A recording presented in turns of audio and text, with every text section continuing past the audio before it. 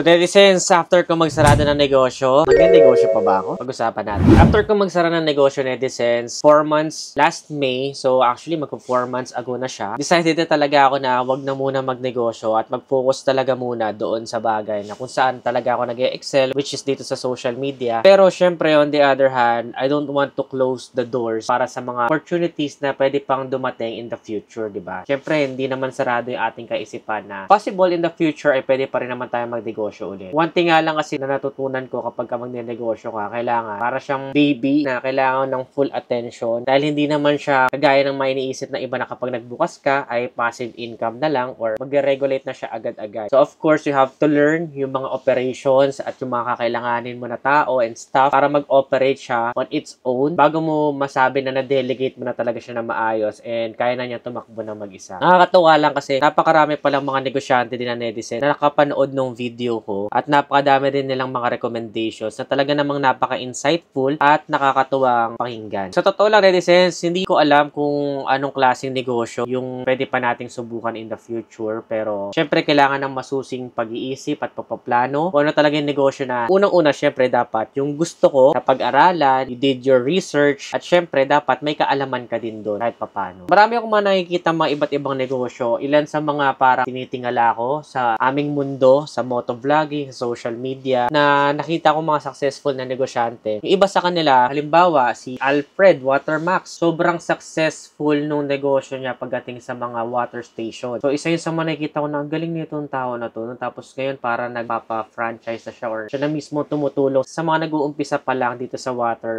station na negosyo. So, iniisip ko lang dun kasi pagka water station, usually may mga existing ng water station sa mga lugar-lugar. So, isa sa mga magandang fair advantage mo siguro is kapag ka nakachempo ka ng isang lugar na hindi pa nakakapagtayo ng water station doon, kaya sobrang lakas dahil sa'yo lang kukuha yung tao. At the same time, yun nga yung point niya, kapag ka maganda yung quality nung sa'yo, yung mga basyo mo, usually sa'yo na yung magpupuntahan. So, isa yun sa mga nakikita ko lang na mga successful na negosyo. Kailangan kasi talaga ng kapital kapag ka magnenegosyo ka. So, isa yan sa mga major na kailangan mo i-consider. Kaya nga negosyo, diba? So, kailangan ng kapital. Kailangan mo ng pera. Pero may mga negosyo naman na pwedeng mo i-workout na mag-umpisa ka lang sa maliit. But still, yun nga, ilan sa mga iniisip-isip ko. Isa naman, nakita ko sa ating boss na nagtayo naman siya ng gas station. So, syempre, ibang level na yan pag gas station. Isa naman sa mga natutunan ko dyan ay bibilang ka pa ng taon, at least 3 years or more, bago mo masabi na mag-ROI ka na or return of investment doon sa inilabas mong pera. So, that's also a good thing if meron kang malaking kapital, tapos gusto mo din ng cash flow na tuloy-tuloy and you want to invest in the long run. May mga nagko-comment din kasi halimbawa sa mga stock market, yung MP2 ng Pag-ibig, actually hindi ko pa siya napag-aaralan pero may konting kaalaman na ako. At ilan din sa mga nire-recommend sa akin kapag i-research tayo is yung REITs. So yung mga stock market naman, yung iba meron pang cryptocurrency, yan yung mga investment na pwede mo ilagay dyan yung pera mo. Ang nakikita ko lang kasi is yung uncertainty in the long run kung anong platform yung gagamitin mo. Kasi alam niyo naman, di ba, kapag halimbawa yung mga bangko, paminsan kapag lumubo na yung pera mo, if magkaroon ka ng kung ano mang issue or something, they can freeze your account. Pagka nangyari kasi yun, parang wala kang habol. Meron na rin kasi akong past experience dati noon na bala ko sanang mag-ipon ng aking retirement fund doon sa isang bangko. So, nangyari is, na-freeze yung account ko doon and medyo ang hassle bago mo makuha yung pera mo. Kaya nako-consider ko yung instead of passive income, but dito sa mga investment na to, may mga investment pa rin tayo na ganun. Pero kasi yung parang ilalahat mo doon yung pera mo hanggang sa maka 20 years, 30 years ka na doon. It's something na alam mo na, di ba? A little bit uncertain. Kaya, kino-consider ko rin kung bakit yung mga iba nating makakilala ay into active businesses. And, ayun yung mga ilan sa mga nakikita ko na talagang magagandang mga negosyo na, alam mo yun, yung nagpo-prosper talaga. And then, isa pa sa mga nakikita ko, tapapanood ko is yung mga staycation or Airbnb. So, bumibili sila ng property at pinapaganda nila yan. And then, nagkakaroon sila ng mga customers. Let's say, 22 hours lang. So, yun, may bayad yun. Pwedeng daily, may customers ka. Iba pa yung rate kapag ka weekend. Yun nga lang, syempre, sa lahat naman ng negosyo, ilan sa mga problem yan is yung season. So, kapag ka tag-ulan season, expect na mas konti yung mga mag-staycation. And syempre, depende rin yan sa marketing. Pero, alam mo yun, nako-consider din natin yung mga ganon dahil una sa lahat, may property ka na, sa'yo naman na yun, in case na kung ano man mangyari doon, at least you already invested in a property. So, yun nga lang, syempre, we want to maximize kung bibili tayo at maglalabas tayo ng mga ganong kalaking pera, di ba? So, itong mga to ay to consider lang naman in the future. Kasi, syempre, kumbaga, yung tinatry trabaho natin sa social media, pag-iipunan pa rin naman natin. So, mga consideration lang yan in the future na mga pwedeng pasukin. Kasi, yung iba, ang mga negosyo nila, syempre, yung mga active, mga coffee shop, mga pinanggalingan natin, motorcycle accessories. So, nanggaling na nga ako doon, nakita ko na yung sikot-sikot doon. So, I'm considering other businesses. But maybe in the future pa. Kasi nga, masyado pang fresh yung pag-exit ko sa business ko. So, I just want to maximize yung opportunity ng social media na nakakapag-create tayo ng cash flow. At the same time, is nasusustain natin yung mga staff ko. So, marami pang mga ibang negosyo dyan, Edices. At gusto ko lang sana hingin yung opinion ninyo and mga insights ninyo kung ano pa yung mga maire-recommend ninyo na negosyo. Kung sakali man nababalik tayo at susubok ulit in the future, hindi pa naman sobrang lapit. Pero alam mo yon, at least napagplanuhan mo na at ngayon pala nag-iisip-isip ka na. Hindi naman kailangan siya na biglaan magtayo ka kaagad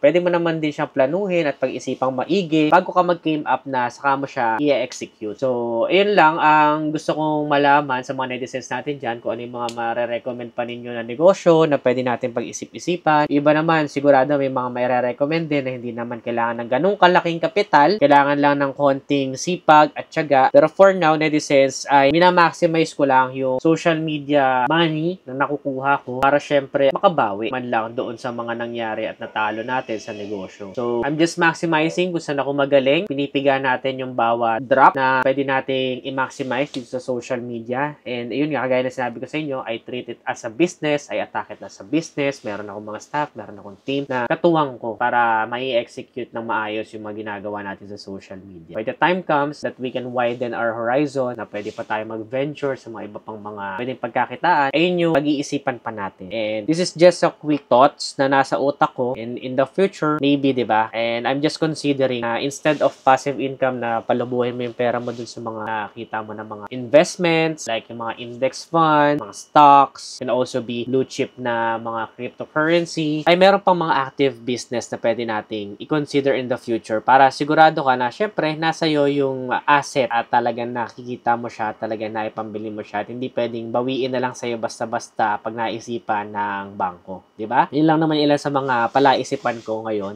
Yun lang, parang kwentuhan lang tayo. Hindi lang kayo, may karanasan din yung iba sa inyo. At yung iba sa inyo ay nag-iisip din panigurado. Hindi pa man kayo nakapagbukas ng sarili ng negosyo. Panigurado ay may mga ideas din kayo na gusto nyo execute. Pwede i-share nyo din dyan sa comment section. Baka malay ninyo, matulungan ninyo ang iba pa natin mga netizens dyan at ako na rin mismo sa kung ano pa yung mga next step natin. Those are just my quick sense, netizens. Palagay nyo, in the future, dapat pa ba ako magnegosyo o mag-focus na lang ako kung saan ako magaling? But I'm sure kasi na I'll figure something out in the future kung ano man yung gusto ko pang pagkakitaan. Dahil habang mas lalo ako marami nalalaman, mas lalo ako na being aware na minsan meron tayong mga pinaghihirapan na bagay na amount. Let's say sa'yo malaki na tong amount na to. Tapos makakita ka ng ibang tao na sisiw lang sa kanila yon or isang transaction lang sa kanila yon at meron silang mga multiple transaction na pwede nilang gawin on a single day. Na parang pinagtrabahuan mo ng isang buwan o kung minsan yung pinagtrabahuan mo ng isang taon ay kaya nilang kitain ng isang araw lang. So, dapat open din tayo sa mga possibilities at lakihan natin yung kaisipan natin sa mga pwede pang mangyari at possible na mangyari. Kasi pare-parehas lang naman tayo ng kalaban, di ba? Kahirapan. Kadalasan dito sa Pilipinas, talaga nagsisimula naman talaga tayo sa walang-wala at talagang hirap na hirap So, yun lang yung mga ilan sa mga gusto ko din na ma-inspire yung mga netizens natin to somehow give themselves a chance para umahon at umasenso din sa buhay. So, di naman kailangan na maging fancy palagi at lavish yung lifestyle. Depende yan. Mas konti ang kagustuhan mo sa buhay, mas masaya ka, di ba? Mas mabilis mong makukuha yan. Magkakaiba lang talaga ng core beliefs, di ba? Ang bawat tao. So,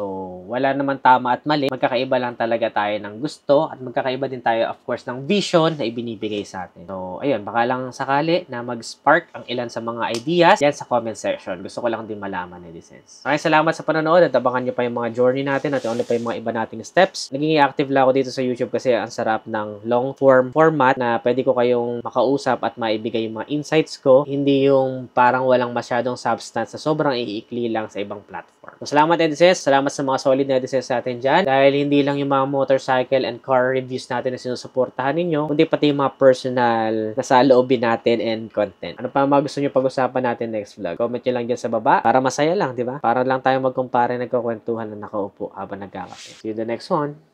Bye!